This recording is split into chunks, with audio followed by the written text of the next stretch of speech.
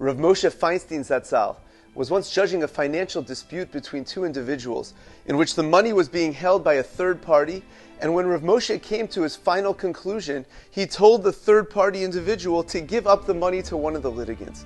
The fellow was outraged. He felt that Rav Moshe was wrong in his ruling, and he publicly embarrassed Rav Moshe, telling him, "You're wrong, you're making a big mistake." Rav Moshe calmly explained to him why he was right. A few months later, this fellow who was studying to become a shochet went to Rav Moshe Feinstein to ask him for a letter of certification, to tell everybody that he is a good kosher shochet. And Rav Moshe said, okay, 100%. He began to write him the letter. People who were around a few months earlier said to Rav Moshe, I'm sure you remember what this fellow did to you a few months back. Rav Moshe stopped them. He said, so what? What does that have to do with anything? This fellow, I'm sure he did tshuva since then, and I certainly forgave this fellow since that time for what he did. And of course I'm going to write him the letter.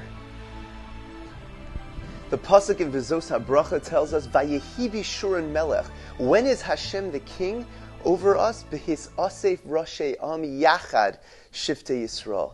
Rashi explains that to mean that when all of us are gathered together and there's peace amongst Klal Yisrael, there's no discord, yachad shiftei Yisrael, we're all together, that is when Hashem ultimately is the king over Klal Yisrael. You know, the Arizal tells us that before Shachris every day, a person is supposed to accept on themselves v'ahavta l'reacha kamocha, love for every individual. Because it's only when we have that love, that peace amongst Klal Yisrael, that our tefillos will be accepted. You know, Rav Volbe brings out an interesting thing. We have a minhag right before Kedusha, when we say the words Kadosh, Kadosh, Kadosh, Hashem's name is so holy. Right before that, we say V'karazeh el zev yamar, and we turn this way, and we turn that way, and then we recite Kadosh, Kadosh. Why do we do that? Asked Rav Volbe. And he says so beautifully, because when we're about to recite Kedusha, we do it Kashem shemakdishim oso b'shmei marom, the same way that the angels in heaven recite Kedusha to Hashem. He says the angels in heaven don't have any fighting going on amongst them. There's total peace. There's total unity amongst the angels. So to us, when we're about to recite Kedusha, he says we turn this way and we look to this side of the shul and say, do I get along with everybody on this side of the shul? And then we look that way and we say, do I get along with everybody on this side of the shul?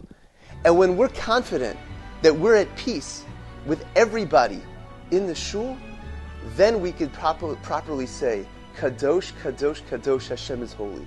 It's at that point, when there's unity, when there isn't any discord amongst Klal Yisrael, that Hashem is able to accept our tefillos.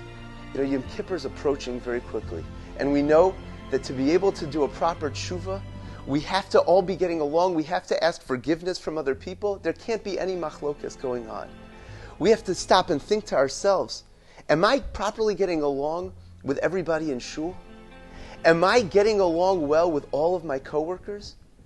What about everybody at home? How are my relationships going on over there?